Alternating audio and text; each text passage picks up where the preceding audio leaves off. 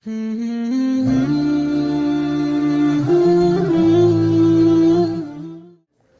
اللہ الرحمن الرحیم. چلیں پڑھیں. الفصل الثاني حديث نمبر 551 عن ابي هريره رضي الله عنه قال قال رسول الله صلى الله عليه وسلم من اتى حائضا او امراه في دبرها او كاهنا فقد كفر بما انزل على محمد. رواه الترمذي وابن ماجه والدارمي. وفي روايه فصدقه بما يقول فقد كفر. وقال الترمذي لا نعرف هذا الحديث الا من حكيم الأثرم عن ابي تميمة عن ابي هريره. حدیث نمبر 551 حضرت ابو ہریرہ رضی اللہ عنہ سے روایت ہے کہ رسول اللہ صلی اللہ علیہ وسلم نے فرمایا جو حائضہ عورت کے پاس آیا یعنی اس سے ہم بستری کی یا کسی عورت کے پاس آیا پچھلے راستے سے یا کسی کاہن جو غیب کی خبریں نہیں دینے والے ہوتے ان کے پاس آیا تو اس نے اس کلام کا انکار کر دیا جو محمد صلی اللہ علیہ وسلم پر نازل ہوا ہے. تو یہ کفر دون کفرین ہے تشدیداً، جیسے نماز کے بارے میں آتا ہے نا، کیونکہ قرآن میں ان چیزوں سے منع کیا گیا. حالت حیض میں بھی عورت کے پاس جانے سے منع کیا اور اتیان فی الدبر پچھلے راستے سے آنے سے بھی منع کیا. کہاں فأتوا حرثکم، موضع حرث ہونا چاہیے، موضع فرض نہیں ہونا چاہیے. اور تیسری کاہنوں کے پاس، کیونکہ غیب کا علم اللہ کے سوا کسی کے پاس نہیں ہوتا.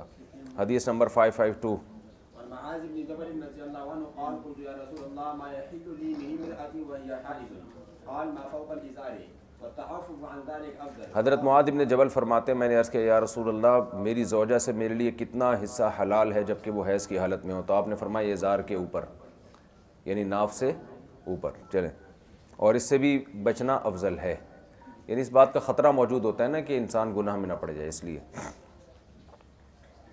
چلیں.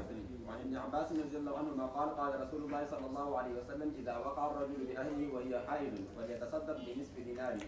حضرت عبداللہ بن عباس سے روایت ہے کہ رسول اللہ صلی اللہ علیہ وسلم نے فرمایا جب انسان اپنی زوجہ سے جمع کر بیٹھے جبکہ وہ حالت حیض میں ہو تو نصف دینار صدقہ کرے. یہ اور اس کے بعد والی حدیث جس میں اس میں بھی نصف دینار صدقہ کا حکم ہے. امام احمد بن حنبل سے ایک روایت ہے کہ حالت حیض میں صدقہ اگر کوئی ہم بستری کر بیٹھے تو کفارہ کیا ہے؟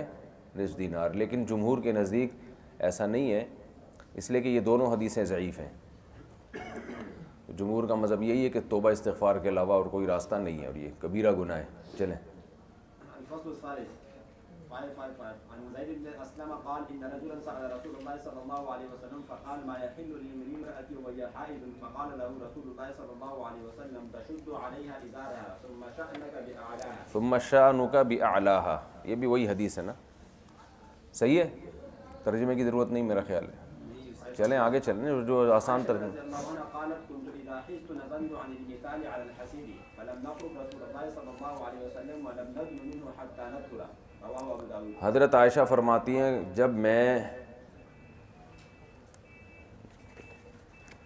میں حائضہ ہوتی تو میں بستر سے چٹائی کی طرف آ جاتی اور رسول اللہ صلی اللہ علیہ وسلم کے قریب نہ ہوتی اور نہ ولم تدن ولم ندن منہ، ہم آپ کے قریب نہ ہوتے یہاں تک کہ ہم پاک ہو جاتے.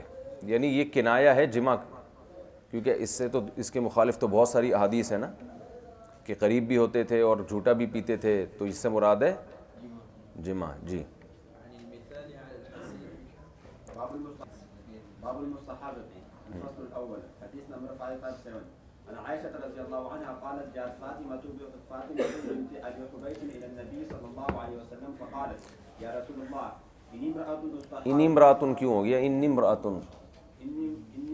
مستحاض فلا أدخل أفأدع الصلاة؟ فقال لا إنما ذلك عرق وليس بحيض فإذا أقبلت حيضتك فدعي الصلاة وإذا أدبرت فاغسلي عنك الدم ثم صلي. حضرت عائشہ رضی اللہ عنہا سے روایت ہے کہ فاطمہ بنت ابی حبیش رسول اللہ صلی اللہ علیہ وسلم کے پاس آئیں فقالت یا رسول اللہ انی امرأة استحاض، میں ایسی عورت ہوں جسے استحاضہ ہوتا ہے یعنی بکثرت خون آتا ہے. فلا اطہر، میں پاک ہی نہیں ہوتی. افادع الصلاۃ، تو کیا میں نماز چھوڑ دوں؟ فقال لا، فرمایا نہیں. انما ذلك عرق، یہ ایک رگ ہے یعنی دم و عرق مضاف محذوف ہے. ولیس بحیض، یہ حیض نہیں ہے. فاذا اقبلت حیضتک، جب تمہارا حیض آ جائے، حیض آ جائے کا مطلب یہ کہ جب ایام حیض آ جائیں. بھئی سوال ہوتا ہے نا کہ وہ تو اس کو حیض سمجھ رہی ہیں، تو نبی فرمانے جب حیض کے ایام آئیں تو نماز چھوڑ دو، تو کیا مطلب؟ یعنی جب حیض آئے تو نماز چھوڑ دو. وہ اسی میں تو کنفیوز ہیں کہ یہ حیض ہے یا نہیں ہے. تو مطلب یہ کہ ایام حیضتک، جب حیض کے یعنی وہ دن آ جائیں جن میں حیض کا خون آیا کرتا تھا تو ان دنوں میں نماز چھوڑو. اس کے بعد اور اس سے پہلے جو خون ہے اس کا اعتبار نہیں ہے. جی خواتین کو اپنی عادت کا پتہ ہوتا ہے. فَإِذَا أَقْبَلَتْ حَيْضَتُكِ فَدَعِي الصَّلَاةَ وَإِذَا أَدْبَرَتْ، اور جب حیض کے ایام چلے جائیں فَاغْسِلِي عَنْكِ الدَّمَ، تو خون کو اپنے آپ سے صاف کرو. ثُمَّ صَلِّي، مسئلہ یہی ہے کہ جو عورت مستحاضہ ہوگی جسے کنفیوژن ہو جائے کہ یہ حیض کا خون ہے یا استحاضہ کا خون ہے، تو وہ جو اس کو جتنے ایام کی عادت تھی اتنے دن حیض کے کہلائیں گے. دیکھو اس مسئلے کو خوب سمجھو. کم سے کم ایام حنفیہ کے نزدیک حیض کے 3 دن اور زیادہ سے زیادہ 10 دن ہیں. دوسرے فقہا کا اس میں اختلاف ہے، بعض کہتے ہیں 1 دن ہے، بعض کہتے ہیں 15 دن ہے. تو اس میں ضرورت کے وقت کسی بھی مذہب پہ فتویٰ بھی دیا جا سکتا ہے. ضرورت کا مطلب حج میں بہت ضرورت پڑتی ہے، طواف زیارت رک رہا ہوتا ہے. تو آج کل تو طواف زیارت کے مسائل میں ہم حنابلہ کے مذہب پہ فتویٰ دے رہے ہوتے ہیں. تو لیکن جو احناف کے ہاں ہے جو عام حالات میں تو اسی پر عمل ہوگا نا. کم سے کم 3 دن اور زیادہ سے زیادہ 10 دن. اب مسئلہ یہ ہے کہ 3 دن سے اچھا طہر کے کم سے کم مدت 15 دن ہے، تو 2 حیض کے درمیان کم از کم 15 دن کا خون ہوگا، تو اس کو 2 خونوں کے درمیان کم از کم 15 دن کا وقفہ ہوگا، تو ان دونوں خونوں کو حیض کہا جائے گا. اگرچہ یہ فقہ کے مسائل ہیں لیکن تھوڑا سمجھنا ان کا ضروری ہے. فقہ کی کتاب میں یہ ڈیٹیل سے پڑھائے جانے چاہیے، لیکن بہرحال اب اتنا تو ہونا کہ کم از کم آپ کو جو فقہ حنفی کا تو پتہ ہونا کہ مسائل کیا ہیں، موٹے موٹے مسائل. تو 2 خونوں کے درمیان کم سے کم کتنے دن کا وقفہ ہوگا؟ 15 دن کا. 15 دن سے کم اگر وقفہ ہوا ہے تو وہ الگ حیض نہیں کہلائے گا، وہی پرانے سے ہی خون، اس خون کو پرانے ہم اس سے ہی جوڑیں گے. اب میں مختلف مثالوں سے سمجھاتا ہوں. اب دیکھو ایک عورت کو مہینے کی پہلی تاریخ کو خون آیا، ٹھیک ہے نا. اس کے بعد اس کو 15 دن گزرنے سے پہلے 14ویں دن دوبارہ خون آ گیا. تو اس کا مطلب یہ ہوا کہ اس بلڈ کو پہلے دن کے ساتھ ملایا جائے گا. تو یوں سمجھا جائے گا جیسے پہلی تاریخ سے لے کے کنٹینیو 14 دن تک بلیڈنگ ہوتی رہی ہے. اس کو سمجھ رہے ہو بات کو؟ آپ خوب سمجھو اچھی طرح سے، کیونکہ آپ کو مشکل سے سمجھ میں نہیں آتا بلکہ آسانی سمجھ میں آتا ہے، آپ سے کہہ رہا ہوں. تو اس کا مطلب یہ ہوا کہ 14 دن تک کیا ہو رہی ہے. وجہ اس کی ہے کہ عورت کو کنٹینیو خون نہیں آتا ہے کہ مسلسل، ویسے تو مر جائے نا اس طرح، تو آیا رک گیا، آیا رک گیا، آیا رک گیا، اسی طرح ہی بلیڈنگ ہوتی ہے. تو 14 دن سمجھا جائے گا مسلسل خون آیا ہے. حالانکہ حیض کی زیادہ سے زیادہ مدت کیا ہے؟ 10 دن ہے. تو اب یہ تو کنفرم ہے کہ اس میں کچھ دن حیض کے ہیں، کچھ دن استحاضہ کے. تو حدیث سے پتہ چلتا ہے کہ جس عورت کو استحاضے کا خون آیا ہو، یہ حدیث ہے متفقون علیہ، تو یہ دیکھا جائے گا اس کی عادت کتنے دنوں کی تھی. تو حیض کے ایام یہ سمجھے جائیں گے کہ وہ حیض کے ایام تھے، اور اس کے علاوہ جو ایام تھے وہ کیا سمجھے جائیں گے؟ استحاضہ کے. یعنی یوں اس خاتون سے پوچھا جائے گا کہ پہلے آپ کو کتنے دن بلیڈنگ ہوتی تھی؟ وہ بتائے گی 6 دن یا 7 دن یا 5 دن. تو بھائی ان پہلی تاریخ سے لے کے 5 تاریخ تک میرے گلے کو پتہ نہیں کیا ہو گیا، پہلی تاریخ سے لے کے 5 تاریخ تک کچھ بھی نہیں. میں نے کچھ کہا ہے آپ کو؟ ادھر ادھر خام خام میں اس کو پانی کا مشورہ دے رہے ہیں. جب جو آدمی یہ بول سکتا ہے کہ میرے گلے کو کیا ہو گیا، وہ یہ بھی تو بول سکتا ہے نا کہ پانی لے آؤ.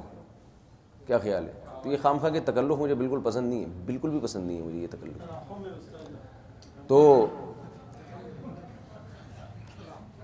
تو جو ہے نا، تو یہ جو لوگ کرو تو نا، آپ کو یاد مجلس میں کھانستا فوراً پانی لے کے آ جاتے ہیں. مجھے یہ بہت سخت اس عمل سے کوفت ہوتی ہے کہ تمہیں کسی نے بولا ہے پانی لانے کو. یہ تکلفات ہیں. قرآن میں نا مانا من المتکلفین، اللہ کو تکلف پسند نہیں ہے. بھائی اس نے منہ سے بولنا ہوگا، خود ہی بولے گا پانی لے آؤ جا کے. خدمت کا مطلب یہ ہوتا ہے سامنے والے کو آرام دینا، سہولت دینا. تو وہ منہ سے بول دینا کہ مجھے یہ چاہیے. بعض مجالس ایسی ہیں ان میں بولتے ہوئے شرم آ رہی ہوتی ہے، تو وہ پانی بولتے ہوئے کسی کو شرم نہیں آ رہی ہوتی، کھانے بولتے ہوئے شرم، بھوک لگ رہی ہے ہے کا بولتے ہوئے آدمی کو شرم آتی ہے، پتہ نہیں میزبان کر سکے گا، وہاں پوچھ لینا چاہیے خود سے۔ اچھا خیر، تو پچھلے مہینے اگر اس کو 6 دن خون آیا تھا تو پہلی تاریخ سے لے کے 6 دن تک حیض سمجھا جائے گا، باقی کیا سمجھے جائیں گے؟ استحاضہ۔ تو باقی نمازیں اس نے، اچھا ہوگا یہ کہ پہلی تاریخ کو جب خون آ کے بند ہو گیا تھا نا، تو اس پر واجب تھا کہ نمازیں شروع کر دے وہ، کیونکہ اس کو کیا پتا کہ دوبارہ کب آئے گا کہ نہیں آئے گا۔ تو یوں سمجھا جائے گا یہ 6 دن کی جو اس نے نمازیں پڑھی ہیں یہ ویسے ہی پڑھ لیں، یا اس میں روزہ رکھا تھا تو وہ کل عدم ہوگا، اور بعد میں جو ایام ہیں وہ اس میں نمازیں تو وہ پڑھتی رہی ہے۔ اور اگر کسی خاتون کو 5 یا 6 دن خون آیا جو اس کی عادت تھی، اچھا پھر احناف میں مفتہ بھی قول یہ ہے کہ عادت میں یہ نہیں دیکھا جائے گا پہلے ہمیشہ کیا ہوتا رہا ہے، اس میں آسانی اس میں ہے کہ عورت بس یہ دیکھ لے کہ پچھلے مہینے کتنے دن خون آ کے بند ہوا تھا، بس تو جتنے دن پچھلے مہینے آیا تھا وہی عادت سمجھی جائے گی، کیونکہ اس میں عورت کو بہت پریشانی ہوتی ہے کہ وہ دیکھے کہ میں جب سے بالغ ہوئی ہوں اس وقت سے کتنے دن خون آتا رہا ہے، تو بعض دفعہ ان کے پاس نہیں وہ حساب ہوتا۔ عورت کو چاہیے تو صحیح کہ وہ حساب رکھے اپنے پاس، کیونکہ یہ شرعی مسئلہ ہے، اپنے ایام نوٹ کرے کہ کتنے دن ان کی عادت ہے، لیکن جو آخری مرتبہ جو جتنے دن حیض آ کے بند ہوا تھا وہ دن کیا سمجھے جائیں گے؟ حیض کے ایام عادت سمجھے جائیں گے، اس سے پہلے کا اعتبار نہیں ہے۔ تو اب ایک عورت کو بلیڈنگ شروع ہوئی، پہلے دن آ کے بند ہو گئی تو نماز شروع کر دے گی، لیکن 15 دن سے پہلے پھر آ گئی تو اس کا مطلب یہ نماز اس نے غلط پڑھی تھی، ٹھیک ہے نا؟ روزہ رکھا تھا تو وہ بھی غلط تھا، کیونکہ یہ سارے ایام کنٹینیو خون ہی سمجھا جائے گا۔ ایک عورت کو 3 دن خون آیا، وہ سمجھ گئی کہ یہ حیض ہی ہے، وہ نماز چھوڑ دی اس نے، اس کی عادت تھی 4 دن خون آ کے رکا ہی نہیں، وہ ابھی پھر جاری ہے، تو وہ نماز نہیں پڑھے گی، سمجھ رہے ہو؟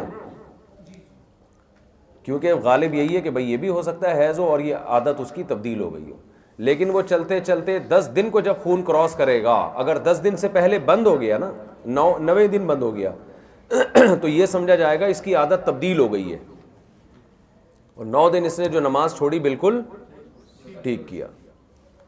لیکن اگر 10 دن کے بعد بھی وہ خون چلا ہے، بلیڈنگ ہوئی ہے، تو یہ اس کی علامت ہے کہ جیسے کہ حدیث میں آتا ہے کہ اگر یہ خون رک ہی نہیں رہا تو پھر ایام حیض کی طرف اس کو لوٹایا جائے گا۔ ایام حیض جو تھے وہ حیض کے سمجھے جائیں گے، اس کے علاوہ کتنے؟ استحاضہ کے سمجھے جائیں گے۔ تو وہ جو نمازیں پڑھی ہیں، وہ جو نمازیں چھوڑی ہیں وہ قضا کرنی پڑیں گی۔ یہ مسئلہ ہے اس کا حیض کا۔ اچھا، امام شافعی رحمہ اللہ تعالیٰ کے نزدیک 6 یا 7 دن ہیں، مجھے یاد نہیں پڑتا صحیح، 6 دن ہے یا 7 دن ہے جو عام طور پر خواتین کو حیض آتا ہے۔ تو وہ ایام عادت سے مراد لیتے ہیں کہ جو عام طور پر خواتین کی عادت ہوتی ہے، یعنی اس عورت کی عادت نہیں دیکھی جائے گی بلکہ جو خواتین کی عادت ہوتی ہے۔ چلیں،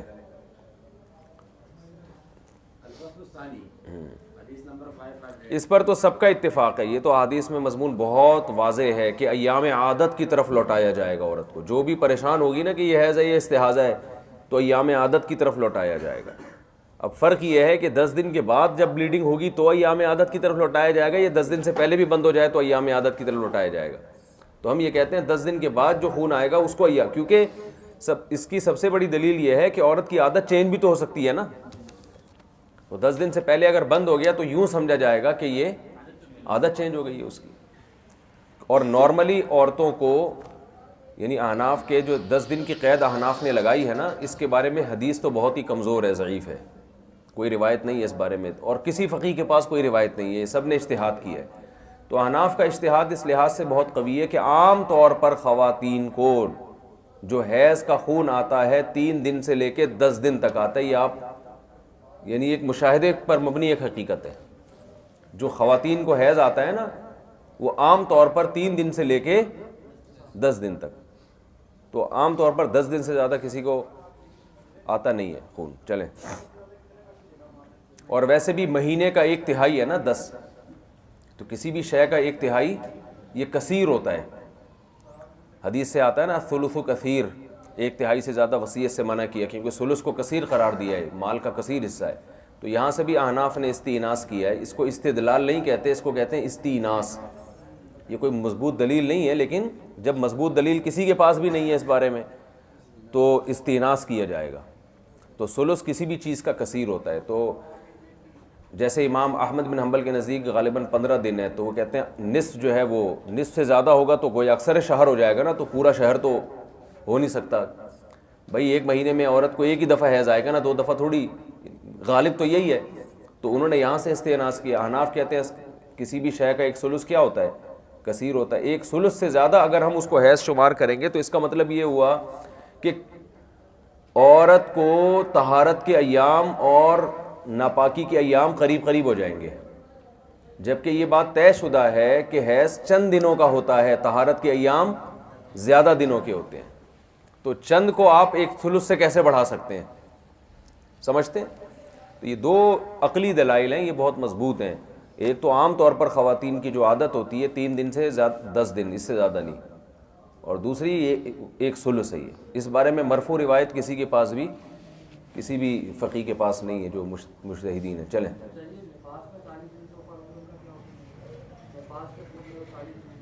کیا بول رہا ہے بھائی؟ نفاس کا خون اگر 40 دن سے زیادہ آئے تو اس کا بھی یہی حکم ہے کہ اگر پہلا بچہ تھا عورت کا تو 40 دن نفاس کے سمجھے جائیں گے، اور اگر دوسرا بچہ تھا تو دیکھا جائے گا پہلے بچے میں کتنے دن میں خون بند ہوا ہے، تو اتنے دن نفاس کے، اور اس سے اضافی جو ہے وہ سارے استحاضہ سمجھا جائے گا. چلیں الفصل الثاني حديث نمبر 558 عن عروة بن زبير عن فاطمة بنت أبي حبيش رضي الله عروۃ بن زبیرن کون سی لغت ہے یار؟ عن عروة بن زبير عن عروۃ بن الزبیری. دیکھو عبارت میں نا گڑبڑ نہ کیا کرو، زبر زیر پیش کھایا نہ کرو.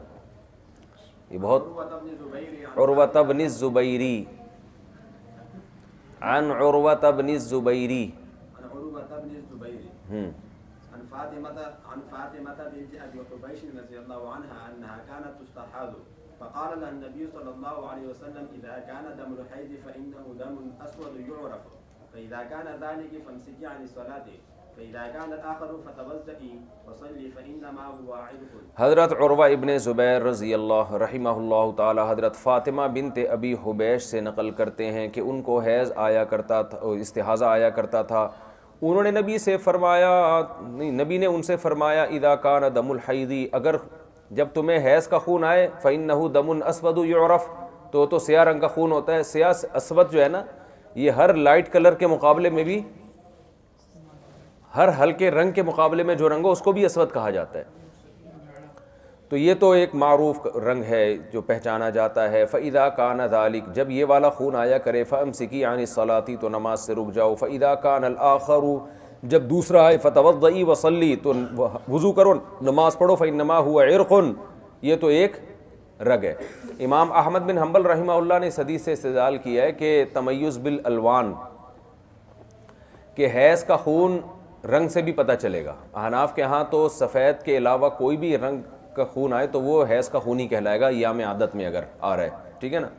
تو امام احمد بن حنبل رحمہ اللہ کے نے اس حدیث کے ظاہر سے استدلال کیا ہے کہ جب سرخ رنگ کا خون آئے گا تو وہ حیض کا خون ہوگا، اس کے علاوہ وہ پھر استحاضہ ہوگا، کیونکہ حدیث میں آتا ہے فَإِنَّهُ دَمٌ أَسْوَدُ يُعْرَفُ، اس لیے کہ یہ تو گہرا رنگ ہے، پہچانا جاتا ہے. تو خون یعنی سرخ رنگ کا ہو یا سرخی مائل کا ہو. تو ہم یہ کہتے ہیں کہ یہ قید اتفاقی ہے. قید اتفاقی کا مطلب یہ ہے کہ عام طور پر عورتوں کو اسی کلر کا خون آتا ہے، یہ احتراز کے لیے نہیں ہے کہ اس کے علاوہ رنگ کا آئے گا تو وہ حیض نہیں ہے. اور اس کی دلیل وہ مشہور احادیث ہیں جن میں، جو زیادہ تر احادیث ہیں جن میں آپ نے فرمایا کہ ایام عادت کی طرف معاملہ لوٹایا جائے گا. اس میں آپ نے رنگ کے بارے میں نہیں فرمایا. چلیں جی،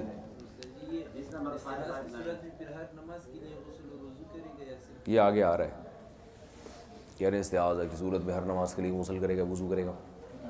مطالعہ نہیں کیا ہے نا. چلیں اسٹڈی کرنی چاہیے، اسٹڈی.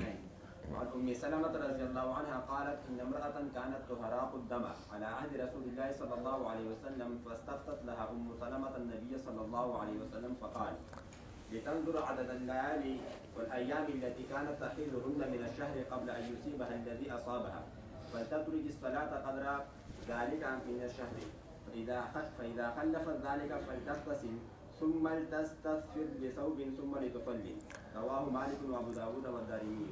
حضرت ام سلمہ رضی اللہ عنہا سے روایت ہے کہ ایک عورت خون بہایا کرتی تھی، یعنی ایک کنایا ہے کہ بہت زیادہ اس کو خون آتا تھا نبی کے دور میں. تو ام سلمہ رضی اللہ عنہا نے اس خاتون کے لیے نبی سے استفتاء کیا تو آپ نے فرمایا لِتَنْظُرَ عَدَدَ اللَّيَالِي وَالْأَيَّامِ الَّتِي كَانَتْ تَحِيضُهُنَّ مِنَ الشَّهْرِ. اس عورت کو چاہیے کہ وہ ایام اور راتوں کے دن شمار کرے جس مہینے میں جن دنوں میں اس کو حیض آیا کرتا تھا قبل ان یصیبها الذی اصابها، اس سے پہلے کہ اس کو یہ مشکل پہنچی.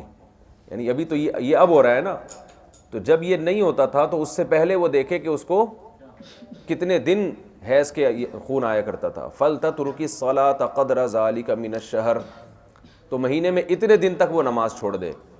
فَإِذَا خَلَّفَتْ ذَلِكَ، جب وہ دن گزر جائیں فَلْتَغْتَسِلْ، تو غسل کر لے. ثُمَّ لِتَسْتَغْفِرْ، سفرہ کا معنی ہوتا ہے یہ جو جانور کی دم ہے نا، اس کو باندھا کرتے تھے، تو یعنی ازار چاروں طرف سے جیسے بچوں کے نہیں وہ باندھا جاتا تھا، کیا تھا لنگوٹ ہوتا تھا، اس طرح کے عورتیں وہ باندھ لیا کرتی تھی خون کو روکنے کے لیے.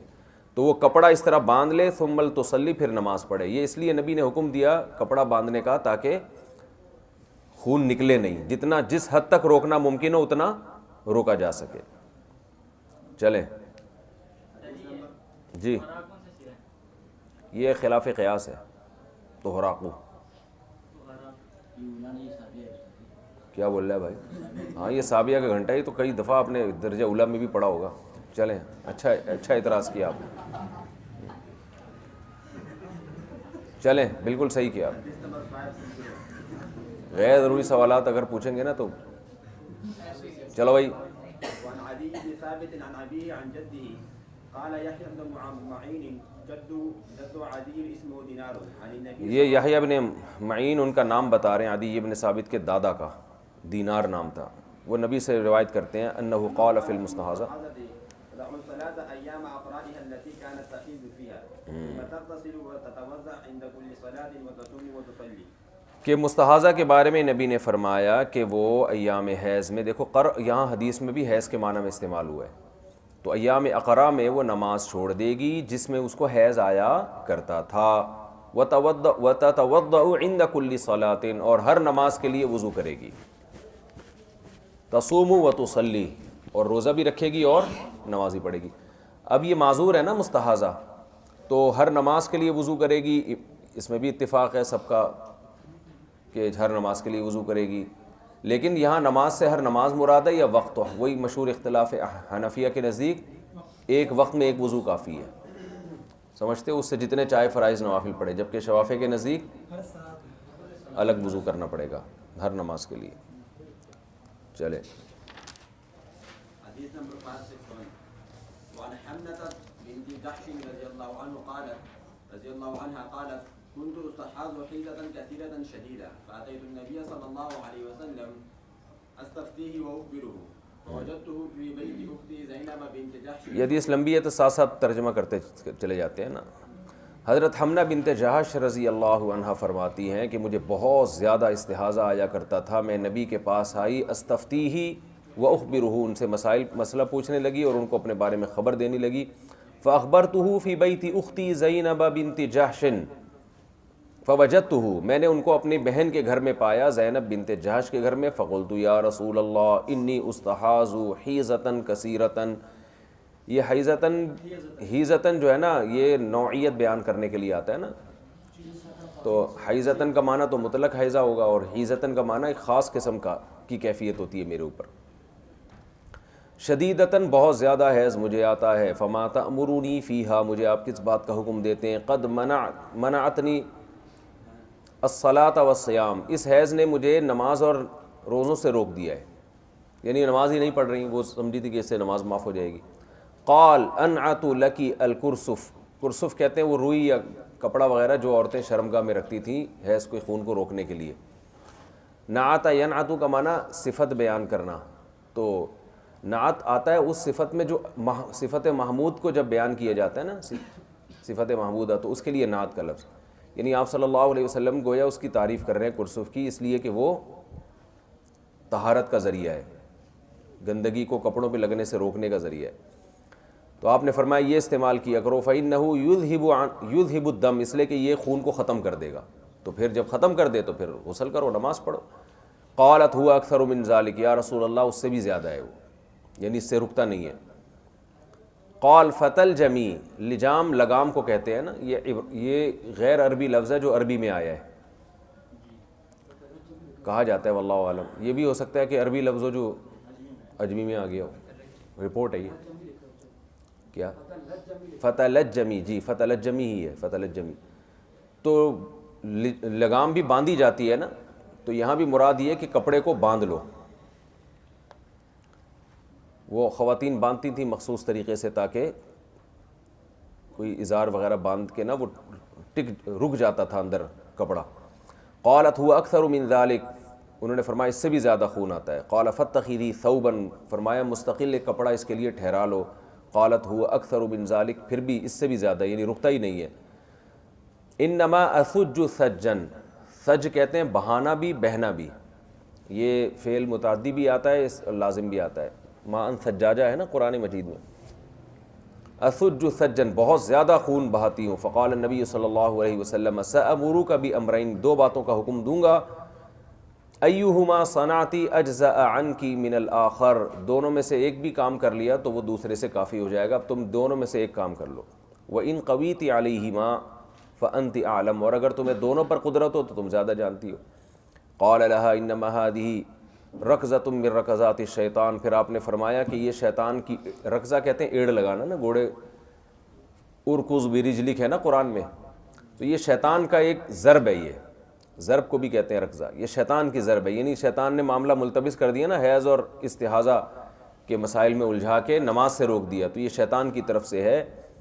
فتحیزی ستۃ ایام او سبعۃ ایام فی علم اللہ، تو حیض کے ایام شمار کرو 6 دن یا 7 دن اللہ کے علم میں۔ اللہ کے علم کا مطلب یہ ہے کہ تمہیں اپنی عادت کا پتہ ہے کہ 6 دن ہے یا 7 دن، اس کی مختلف شروحات کی گئی ہیں، یہ زیادہ بہتر شرح معلوم ہوتی ہے کہ یہ اللہ کو علم ہے کہ تمہیں کتنے دن خون آتا ہے۔ یہ راوی کا شک بھی ہو سکتا ہے کہ نبی نے 6 دن فرمایا یا 7 دن فرمایا، لیکن غالب یہ ہے کہ رسول اللہ صلی اللہ علیہ وسلم نے فرمایا کہ اللہ کو علم ہے کہ تمہاری عادت کتنی، کیونکہ عام طور پر عادت 6 یا 7 دن ہوتی ہے، شوافع نے اسی حدیث سے استدلال کیا نا کہ 6 دن یا 7 دن۔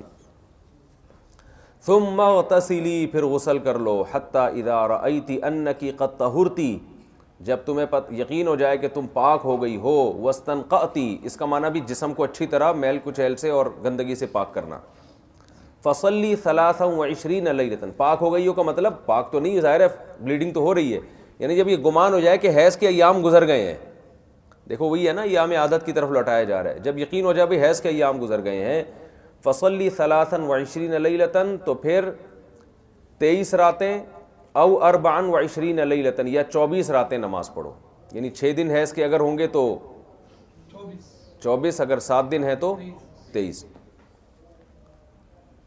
اچھا، وصومی، اور اسی طرح روزہ بھی رکھو، فإن ذالک یجزئک، یہ تمہیں کافی ہو جائے گا، وکذالک فافعلی کل شہر، ہر مہینے یہ کیا کرو، کما تحیض النساء، جیسے کہ عورتوں کو حیض آتا ہے، وکما یطہرن، اور جیسے کہ عورتیں پاک ہوتی ہیں، یعنی جو ایام عادت کی طرف لوٹا کے پھر وہی کرو جو سب عورتیں کر رہی ہیں، ٹھیک ہے نا، فرق کیا ہوگا کہ ہر نماز کے لیے وضو کرنا پڑے گا۔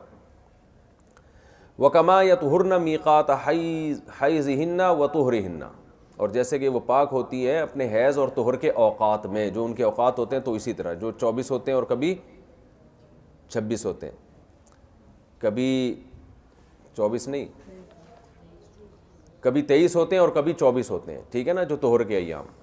وَإِن قَوِيتِ عَلَىٰ أَن تُؤَخِّرِينَ الظُّهْرَ وَتُعَجِّلِينَ الْعَصْرَ، اور اگر تمہیں اس کی قدرت ہو کہ تم ظہر کو مؤخر کرو اور عصر کو مقدم کرو، فَتَغْتَسِلِينَ، تو پھر غسل کرو، وَتَجْمَعِينَ بَيْنَ الصَّلَاتَيْن، اور 2 نمازوں میں جمع کرو۔ یہ احناف کی کتنی مضبوط دلیل ہے، جو سفر میں احناف جمع بین الصلاتین کے قائل ہے نا، وہ جمع سوری ہے، تو کتنی واضح حدیث ہے جس میں جمع سوری کا حکم دیا جا رہا ہے کہ ظہر کو مؤخر کر کے آخر وقت میں اور عصر کو مقدم کر کے پہلے نزہت اللہ صاحب پوئش ہے کہ نہیں پوئش ہے؟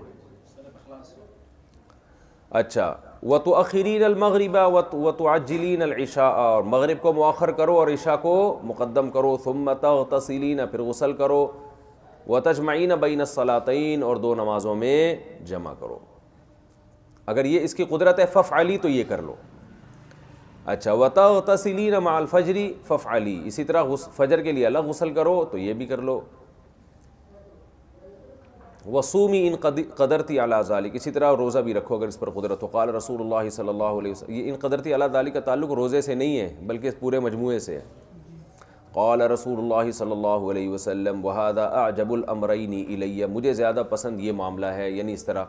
تو یہ جو آپ صلی اللہ علیہ وسلم نے دو نمازیں اکٹھی پڑھنے کی اجازت دی، معذور کو اجازت ہے، معذور، مریض، مسافر، بارش، ان تمام چیزوں میں دو نمازیں جو احناف کے ہاں ہیں، حدیث میں آتا ہے نا نمازیں نبی نے اکٹھی پڑھی ہیں دو نمازیں، بہت ساری احادیث ہیں نا، تو احناف کے ہاں وہ اسی پر محمول ہے کہ اکٹھی کا مطلب یہ نہیں کہ نماز کو بالکل قضا کر دیا، بلکہ ظہر کو عصر تک، عصر کو عصر سے تھوڑا پہلے، اور یعنی عصر کو اول وقت میں۔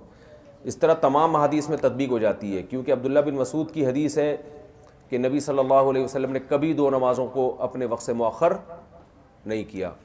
وہ تو جب جمع بین الصلاتین کا مسئلہ آئے گا اس میں پھر میں یہ بتاؤں گا، سوائے مزدلفہ اور عرفات میں۔ اور دوسرا یہ کہ کیا کہہ رہا تھا یار، بات ہی دماغ سے نکل گئی۔ نہیں، دوسرا مسلم کی حدیث ہے کہ نبی نے بغیر کسی عذر کے دو نمازیں اکٹھی پڑھی ہیں، تو اس میں تمام حضرات تعویل کرتے ہیں کہ یہاں دو نمازیں اکٹھی کا مطلب کیا ہے؟ جمع سوری ہے، تو ہم کہتے ہیں وہاں بھی جمع سوری ہے۔ وہ کہتے ہیں پھر مزدلفہ میں تو ادھر آپ مغرب کو عشاء کے وقت میں پڑھتے ہو، وہاں دو نمازیں اکٹھا کرنے کا مطلب کیا ہے؟ مغرب کو قضا کر کے عشاء کے وقت میں پڑھا ہے نا، تو وہاں تو سوری نہیں ہے، تو ہم تو کہتے ہیں جیسے وہاں نہیں ہے تو یہاں بھی نہیں ہے۔ تو ہم کہتے ہیں کہ وہ حج کے تو ساری چیزیں ہی خلاف قیاس ہیں نا۔ تو جیسے آپ ہمیں کہتے ہو کہ ہمیں، یعنی ہم آپ سے یہ کہتے ہیں کہ آپ کو مزدلفہ والی روایت سے مغالطہ ہوا ہے کہ آپ نے جہاں بھی جمع کا لفظ آیا اس کو حقیقت پہ محمول کر دیا، جبکہ حج کیا ہے؟ حج کے تو بہت سارے ارکان خلاف قیاس ہیں، تو وہاں تو ہمیں ٹریننگ کروائی جاتی ہے کہ بس شریعت کو فالو کرنا ہے، جیسے حکم دیا جا رہا ہے چاہے وہ تمہاری عقل میں نہ بھی آئے۔ اب ساری زندگی نمازوں کو قضا کرنے کی اجازت نہیں دی گئی، مگر حج میں مغرب کو حکم دیا ہے عرفات میں کہ آپ عرفات میں مغرب نہیں پڑھنی، آپ نے یہاں سے نکلو۔ چلو، کیا بول رہا ہے بھائی؟ ہاں، یہ جو ہر غسل کا حکم ہے نا، یہ جمہور علماء کے نزدیک استحبابی حکم ہے۔ امام طحاوی رحمہ اللہ نے اس کو محمول کیا اس پر تبرید پر، کہ ٹھنڈک حاصل ہوگی، اس سے خون رکے گا۔ جب عورت غسل کر کے ظہر پڑے گی تو اس بات کا امکان ہے کہ فوراً جب عصر پڑے گی اس کے بعد تو اس کے دوران خون نہیں آئے گا، غسل کرنے سے رک جاتی ہے نا جتنی بھی رطوبات ہیں جسم کی۔ تو جمہور علماء کے نزدیک یا تو یہ استحباب پر محمول ہے، یا یہ امام طحاوی کے نزدیک محض تبرید، کہ نبی نے جو حکم دیا نا، ہے تو استحباب پر ان کے نزدیک بھی، لیکن اس کی حکمت کیا ہے؟ ٹھنڈک حاصل کرنا۔ چلیں، اور جمہور بہت سے علماء کے نزدیک یہ احتیاط پر مبنی ہے۔ چلیں، لیکن واجب نہیں ہے یہ غسل عورت، کیونکہ معذور ہے نا، تو معذور پر جب وہ مستحاضہ ہو گئی تو غسل واجب نہیں ہوگا اس پر۔ چلیں،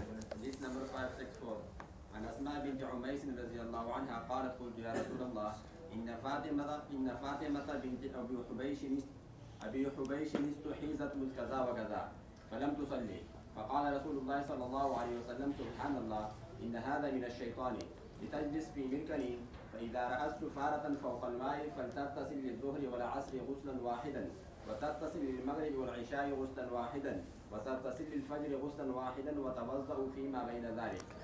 جی، حضرت اسماء بنت عمیس فرماتی ہیں کہ رسول اللہ صلی اللہ علیہ وسلم سے میں نے عرض کیا کہ فاطمہ بنت ابی حبیش کو فلاں فلاں وقت سے خون آ رہا ہے، وہ نماز نہیں پڑھ رہی۔ آپ نے فرمایا سبحان اللہ، یعنی تعجب سے فرمایا کہ یہ کیسی بات ہے بھائی، نماز کیسے چھوڑ دی انہوں نے۔ ان ھذا من الشیطان، یہ تو شیطان کی طرف سے۔ لتجلس فی مرکن، ان کو چاہیے کہ کسی پانی کے بڑے برتن میں بیٹھیں۔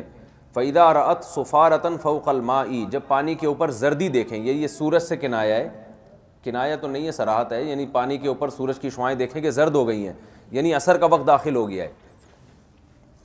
فَلْتَغْتَسِلْ لِلظُّهْرِ وَالْعَصْرِ غُسْلًا وَاحِدًا, تو ظہر اور عصر کے لیے ایک غسل کریں. یعنی پانی میں جب سورج میں تغیر آنا شروع ہو جائے نا تو ظہر کا وقت ختم ہو رہا ہوتا ہے اور عصر کا وقت شروع ہو رہا ہوتا ہے. تو یہاں اختتام میں ظہر مراد ہے, ابھی عصر شروع نہیں, یعنی اختتام میں ظہر احناف کے مذہب پر. باقی دوسرے حضرات بغیر تعویل کے لیتے ہیں. تو اس وقت غسل کرے ظہر اور عصر کے لیے, اور پھر مغرب اور عشاء کے لیے ایک الگ غسل کرے. یعنی جب مغرب کا وقت ختم ہونے لگے تو اس وقت غسل کر کے مغرب پڑھے اور فوراً عشاء پڑھ لے. تو یہی وہ استحبابی غسل ہے. وَتَوَضَّأُ فِي مَا بَيْنَ ذَلِكَ, اور ان دونوں کے درمیان, ایسے فجر کے لیے بھی غسل کرے اور باقی درمیان میں وضو کرے. تو وضو تو واجب ہے, لیکن یہ غسل کیا ہے, یہ مستحب ہے. اس میں امام حنیفہ کی بھی دلیل ہے کہ عصر کا وقت جب شروع ہوتا ہے جب سورج میں تغیر, امام صاحب کا جو مشہور قول ہے نا مثل ثانی پر ہے نا کہ عصر کا وقت شروع کب ہوتا ہے, جب مثل ثانی ہو. تو امام ابو حنیفہ کے مشہور قول کی بھی دلیل ہے اس میں کہ عصر کا وقت تغیر شمس کے وقت. لیکن اتنا زیادہ اسفرار کہ سورج تقریباً ایک نیزے کے قریب ہو جائے تو یہ ناجائز ہے. سمجھتے ہو, یہ دوسری حدیث سے ثابت ہے. چلیں بھائی. حدیث نمبر 563 ومجاهد عن ابن عباس رضی اللہ عنہما لما اشتد علیها الغسل امرها ان تجمع بین الصلاتین. حضرت عبداللہ بن عباس سے روایت ہے کہ جب ان پر حضرت فاطمہ بنت ابی حبیش پر غسل کرنا مشکل ہو گیا تو آپ نے, یعنی احتیاطاً یہ تھا کہ ہر نماز کے لیے غسل کرے, وہ ہر نماز کے لیے غسل کرتی ہوں گی, احتیاطاً یہی حکم دیا تھا کہ ہر نماز کے لیے غسل. جب مشکل ہو گیا تو آپ نے فرمایا 2 نمازیں اکٹھی پڑھیں. صحیح ہمارا مذہب ہے کہ